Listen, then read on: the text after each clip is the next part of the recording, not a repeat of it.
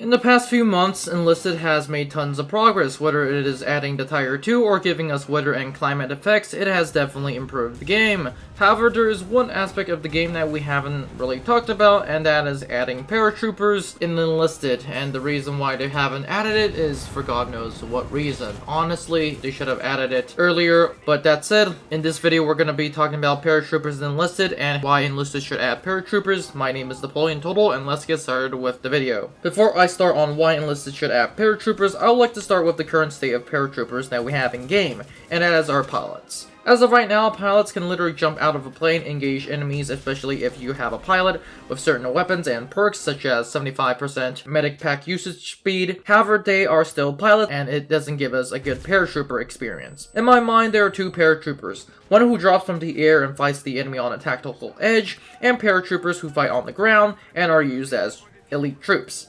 One good example are the Germans, who literally had their paratroopers act like normal paratroopers, especially in the beginning of the war, with them dropping from the air. After the Battle of Crete, and a few exceptions at the Battle of Leningrad, the Germans would use them as elite troops. Needless to say, we have some examples of ground-based paras in the game right now, especially with the Carly M39 squad. However, I believe most of you are here for the airborne drops. Honestly, I don't think paratroopers should be added to any of the current campaigns, with the exception of Normandy, because for obvious reasons like D-Day, like paratroopers dropping behind enemy lines, that's literally half of the D-Day. The reason is that in the campaign, we don't see much use for paratroopers. For example, in the Battle of Moscow, they were never historically there. Same for Tunisia, same for Stalingrad, and same for Berlin, with the exception of ground-based paratroopers, but that's not what I'm looking for.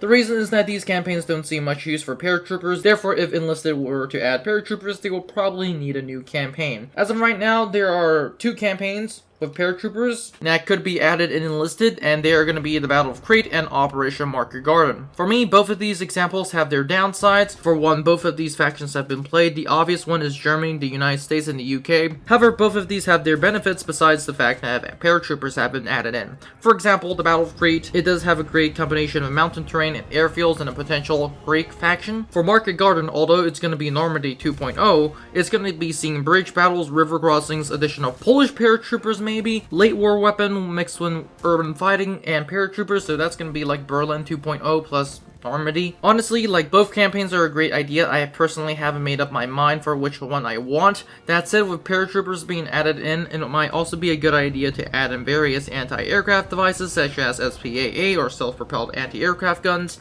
That said, the more AA we have, the more hell it's going to be for paratroopers.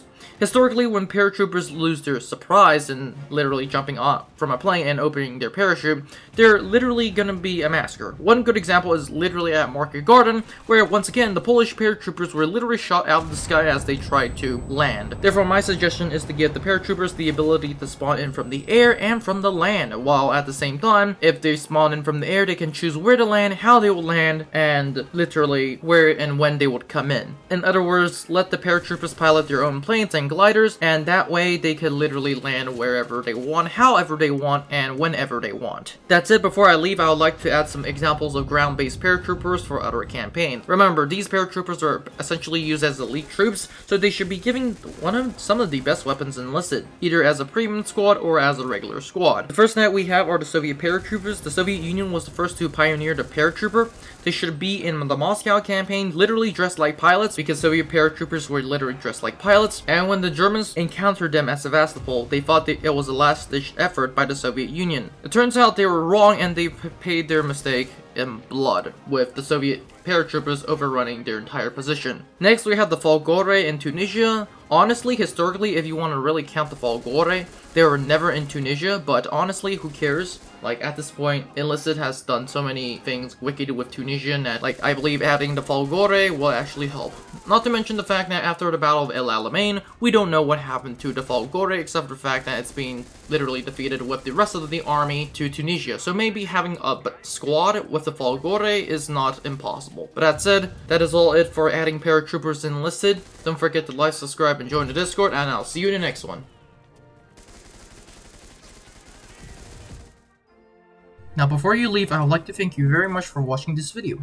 I would be honored if you could like and subscribe to the channel. Remember, more videos are coming out, so it is a good idea to click on that notification button. Anyways, have a great day, and I'll see you in the next one.